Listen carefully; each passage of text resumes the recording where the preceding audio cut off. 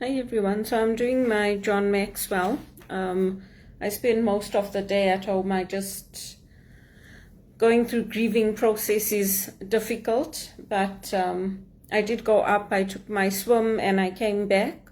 So today I'm on day 4 of the John Maxwell, the law of the inner circle, and its teammates complete one another, not compete with one another. And the thought for today is from Proverbs 11:14. A city without wise leaders will end up in ruin. A city with many wise leaders will be kept safe. So in the book of Ecclesiastes, it always says 2 are better than 1 because they have a good reward for their labor. For if they fall, one will lift up his companion. But woe to him who is alone when he falls, for he has no one to help him. Though one may be overpowered by another, 2 can withstand him, and a threefold cord is not quickly broken. So that's why we work in teams in our organizations, and that's why it's important for us to build up our reputation in our organizations, because when that job loss comes, when that hurdle comes, when you need somebody to know where to go, what to do, it's important to have that. And for me, I have been very fortunate, even in my harassment case. I think the family thought that the banks and everybody would support them in saying that I was obsessed and fixated with them, and the banks refused. They refused to confirm it because they know I don't even talk about them. In my workplace, when I go to work, I don't even talk about them. So why they would go around destroying my life and destroying my reputation is beyond me.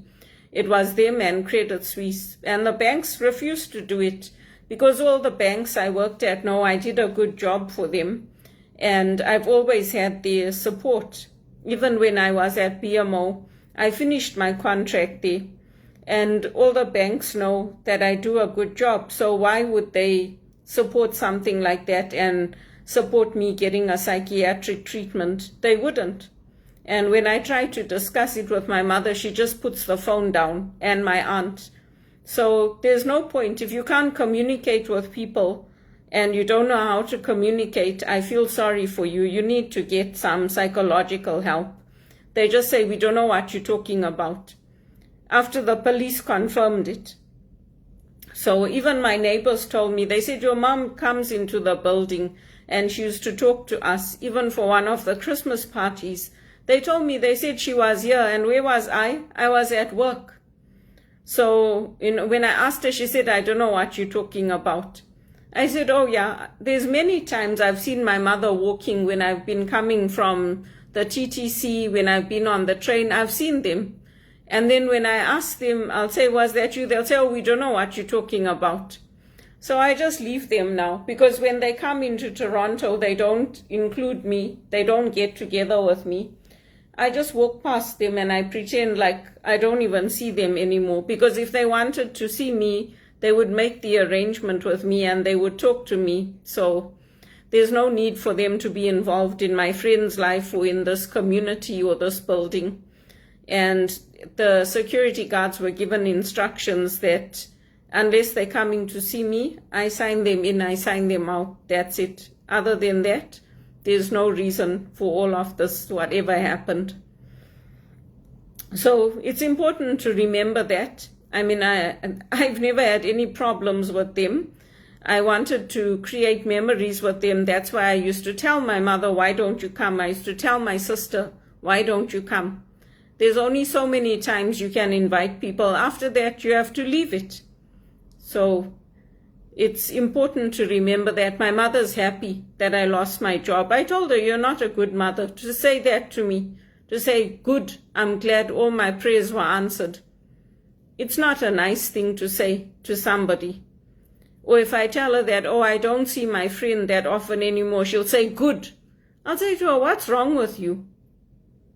Like, that's not the way to treat a daughter. And it's not the way, even on a team. You don't need that on your team. You need people who will encourage you, who will intercede for you, I've been fortunate in that way. Even in this harassment case with Credit Suisse, Warren Bell told me, he said, get a lawyer. When I told him what was happening, I had called him because he was still in Toronto at that time. And I called him to tell him what was happening. And he said to me, get a lawyer. If that's what they're doing to you, he said, get a lawyer. So I haven't lost any of the support that I had with the banks that supported me, except for Credit Suisse. And that's why if I tried and eventually I got the lawyer.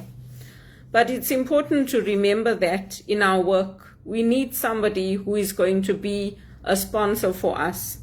And even if you're not with that sponsor, you're not working with them directly, at least you know, and you can pray that God will give you a good sponsor, somebody who will be on your side and somebody who will be your protector. So the same way that the VP of HR, she had her people to sponsor her, Donna Valaket. She had Eric Charbonneau and Eddie Farid and all of them. I had my own sponsors. And I still have people from TD who are connected with me. And that's how I knew about Moti Youngries passing away. I saw it on the LinkedIn page. And like everybody, I was devastated because we had a great team. TD was a very different company when I worked there. Very different. We were a strong team and the relationships were tight. Even today, you talk to anyone, they say, these people from TD, their relationships are too tight. They're not even working together. And this is how they are. So that's the love we had for each other. And we still keep that love for each other. So get a good sponsor. Ask God to give you a good sponsor, somebody who will be there for you, who will give you good advice and who will give you honest advice and stand up for you when they need to.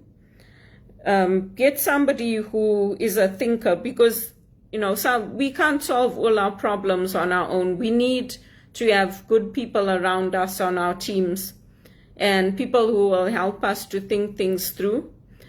You can always try to network. If you don't know somebody, there's somebody who knows somebody who will be able to help you. It's the same way when I was looking for a notary. I needed some documents to be notarized, and I was talking to people, and Regis College helped me to connect with somebody.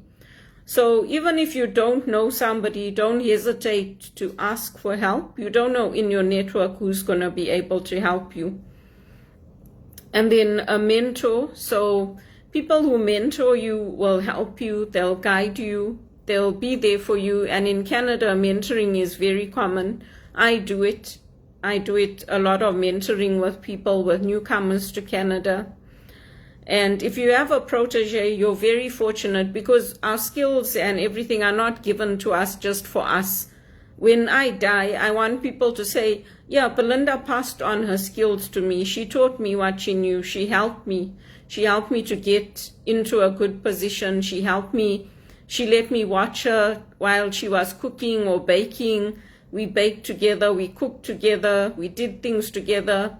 It's good to have proteges. And even in my last job, I had people shadowing me. So I like that. I like it when they selected me and they said, we want people to shadow you. Because I didn't think I was so good. But they said to me, no, you're the best on the team. So you need to be open to that. And then find people who will encourage you. There's enough people to discourage you in this life. Find an intercessor, somebody who will pray for you. It could be a friend, it could be an aunt, an uncle. With me, I have my cousins. My cousins pray for me, and they pray for me to find work the same way I pray for them. They pray for my health. They pray for me to be able to travel, to get a good paying job. And we pray for each other. And when we have that strong family support, it's very important. Also, somebody who will listen to you. So I have my spiritual director who I can go to, but I also have very good friends who will listen to me, who will encourage me. And I also like it when I see my friends' families coming up, their nieces, their nephews, when I see them getting good opportunities and better opportunities than we will ever have in our lifetime. And my friend that Yvonne, she used to work for Air Zimbabwe, and she used to go to Singapore. And she used to tell me how they gave them lovely suites to stay in, like beautifully decorated with a bed, a kitchen, everything. And then when she came here, she couldn't get back into that air hostess position. But it's nice when you see your friends and your friends' nieces and nephews and children succeeding and not becoming drug addicts, not going into crime. That's what we want, because we are God-fearing people. We want to see that. And then find somebody who's a creator, somebody who will help you with your vision, who will help you to multiply your gifts, who will notice your gifts, and who will say, try this, you're good at this, maybe you could do that. And for me, I have that in my dad's cousin. He was the one that said to me, why don't you play the piano? Why don't you? I said to him, I do. And he said, no, but contact some restaurants, contact some places where they're having events. Maybe you can play there. So I tried. It didn't work out the way I wanted, but I do play at home, and I post my music online when I'm practicing, and I do whatever I can. So that's all we can do. If those opportunities don't open up, then at least we know we tried. And then find somebody who's a discerner. Partner with people who will see what you don't and who will help you to see some of the details that you're missing when you're making a decision. That's important in life. And for us, we look at the Ignatian way. We look at what's going to help us to be more involved in community, not be isolated, not be sitting at home, wasting our lives, not working. So it's important for that. And then a giver. So we should be focusing on giving to others and helping others. You also need to have your tank filled. So you need to be in good spirits. You need to be well fed, nourished in the Word of God, and then you can give to others. And the defender, I touched on that already. Everybody needs people in their corner. You don't want to be like me, going to the police station and then sitting there and saying, oh my God, they're going to put me in jail. They think I'm lying to them. You don't need that. You need people who are on your side, who are going to defend you, and who, when you're weary and when you're tired, they'll come through for you. They'll step into the ring for you, so to speak. They'll take things up for you, and they'll help you. And, when people are trying to get you out of your jobs, your supervisors will stand up for you, because they'll see your work, they'll see your dedication, they'll see how good you are, and they'll defend you. So everybody needs that.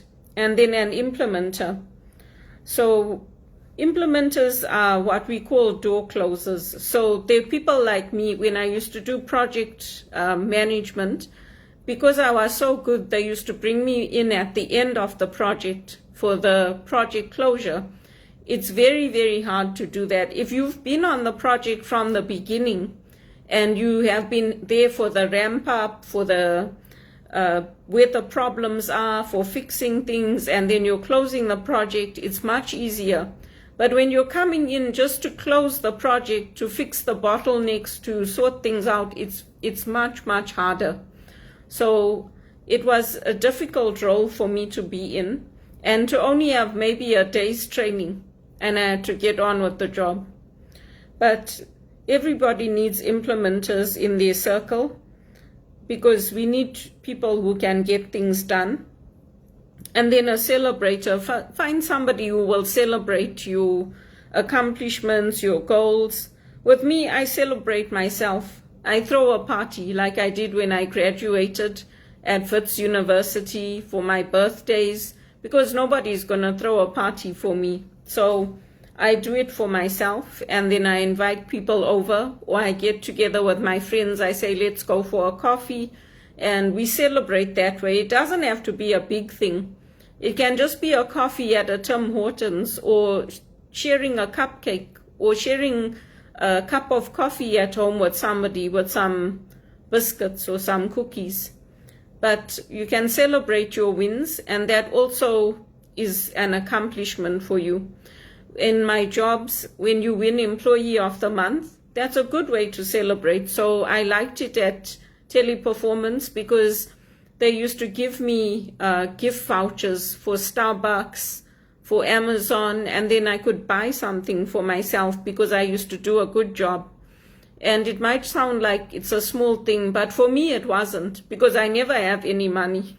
So I spend my money on the essentials. So to go to a Starbucks or to go to a Tim Hortons and buy a coffee from outside, it's a big thing for me. Or to even buy a sandwich or something from outside. Normally I don't, because I buy things, the frozen foods, and I bring them home and then I make them at home. I buy like the sausage rolls, the frozen ones, the small ones, and then I can make 4 or 5 at a time. But that's what I do. Unfortunately for me, a lot of my friends have moved away from Toronto. So I try to make new friends. But when you're single, it's not that easy. People get married and they move on. They have their children, their grandchildren. So I do whatever I can to get out there and to be involved. Before HRP, I used to have a lot of events downtown that I used to go to. So I used to get to see a lot of people, and I used to volunteer at a lot of events in person. Since COVID, we don't have that many of them, so I haven't been going, but it's good to celebrate. And then a resourcer.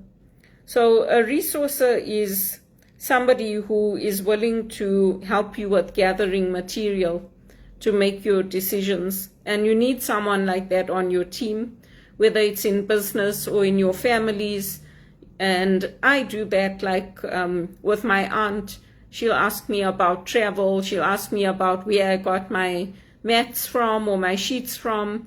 And I tell her mainly I get them from Amazon. And she works at Marshall's, so sometimes she gets nice things there. But we help each other in that way. And even my cousin in England, we help each other, we keep in touch. So it's a good way to be resourceful for each other. And so those are the main areas that he points out. I know it's a lot of information and it's a lot of different points. But you can always pick up the book. I'm just sharing this for my speaking and because I'm also looking for work.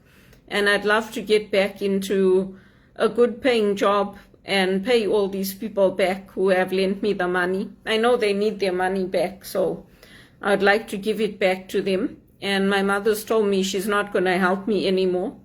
So that's fine. I mean, I just have to do whatever I can. And I saved her life. I brought her here from Zimbabwe. So for me, it's not about the money, but you can't make people help you.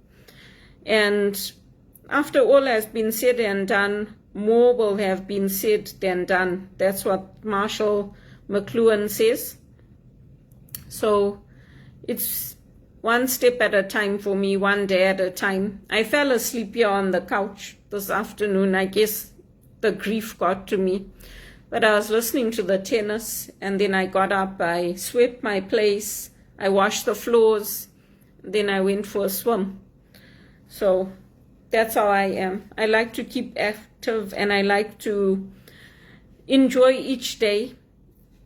And then the question we can take away is, does your inner circle make you more complete? And for me, my inner circle does. I'm very happy with my friends, with the people who stay in touch with me. And I'm happy for my friends whose nieces and nephews are doing well. That's what I like to see. And it's nice. I'm happy for them. I'm also happy for my niece, she got engaged. She didn't contact me to tell me, but I'm happy for her. It's good if she's found somebody who loves her. and who cares about her. I wish her all the best. Maybe one day she'll decide that she wants to keep in touch with me and my nephew. My nieces in England keep in touch with me, my brother's children. So I hope they will continue to do that, and they'll continue to stay in touch with me as they grow older, because that's what I like. So that was the reading for today, and that's what I did. And let's see how it goes. I think, people are very depressed with what's happening with all these knife attacks and all the stuff that's going on in the world. But in the end, evil loses. It will never win. I just think it's sad because it's young people that are being pulled into the wrong ideology, being pulled into knife attacks and attacking children, small innocent children at a dance class. I mean, it's ridiculous. There's so much in life that you can be grateful for, that you can be happy about. You can find it in music, you can find it in exercising, you can find it in going to church. I mean, life doesn't have to be as depressing as people make it. There's so many good things in our world, and in the end they'll fall. All this Boko Haram and all that, and what they're doing through the universities in Nigeria, it's all going to fall because they won't get the funding. The universities have done too well in Africa, including WITS. That's why the students were protesting, because the standards are falling, the passing grades are dismal. South Africa is boasting that they had 155 days of electricity. That's nothing to boast about. It's nothing to be happy about. It's not something to be proud of when the Chinese have to bring ships so that you can have people treated. It's not, I really don't understand companies that take business away from Canada and they put it in South Africa, unless they want to commit fraud or they want to have a situation where they won't have the right infrastructure in place, they won't have the right tools in place, they won't have electricity half the time. I don't understand, but I'm not running the businesses that are doing it. So, I just continue my job search. And if I get a job back in banking, in AML or in executive assistant work, of course I'm going to take it, because I've got good people in my corner. And the same way that they were not able to get me out of my job at Teleperformance, they won't be able to get me out of my jobs if I go back into BMO or TD or CIBC. In Canada, Credit Suisse is a small bit player, and nobody's got any respect for them anymore after what they did. And including after what they did to me, nobody respects them. It's not the way to treat an executive assistant, and everybody knows it. So thank you for all your prayers and all your support. I will be downloading the video and posting it to my YouTube as well. And then I'll be posting it to LinkedIn. And as always, if you hear of jobs for me, message me, let me know. I'm applying to jobs in the hotels as well, because now they're cutting back on the temporary foreign workers. So I'm applying to restaurant jobs for event management. I always apply to the jobs that nobody wants, because I figure if I can get my foot in there, it's good for me. Obviously, I enjoyed banking. I'd like to go back into an executive assistant role, but I don't work well with people who don't respect me. I tell them off, and I tell them, because I've earned my right in this country, and I work very, very hard, and I'm very professional. So that's the talk for today, and please keep praying for me, and I pray for the people watching my videos, including my friends, and I'm very grateful for the support, and I'm happy that they're doing some of the things that I do. After all, that's what it's about. It's about replication.